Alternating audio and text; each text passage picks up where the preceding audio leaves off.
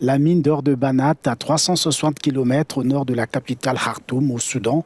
Ces roches aurifères sont exploitées artisanalement par des orpailleurs qui manipulent au quotidien du mercure, du cyanure et d'autres agents nocifs pour l'homme, mais aussi pour l'environnement. Dans ce village de 8000 habitants, des enfants à l'image de cette fille sont victimes des résidus de l'exploitation de l'or. Quand elle a eu 2 ans, nous avons découvert qu'elle ne pouvait pas s'asseoir. Au début, je la soulevais et quand je la mettais sur le lit, elle s'asseyait. Un peu plus tard, elle est devenue plus lourde et ne pouvait plus se tenir debout.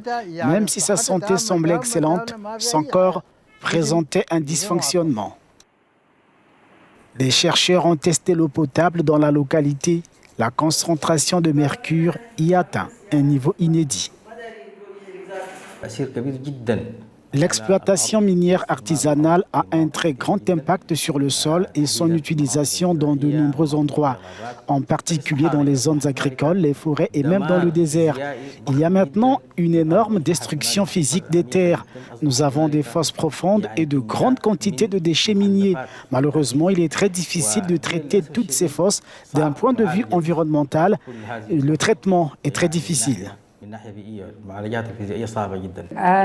Actuellement, les habitants de ces lieux sont confrontés à un énorme problème, la présence des milliers de tonnes de déchets ou de résidus miniers parmi les zones résiduelles et agricoles. Les produits chimiques n'étaient pas utilisés dans les mines d'or avant le début de l'exploitation artisanale qui représente aujourd'hui 80% de la production d'or au Soudan.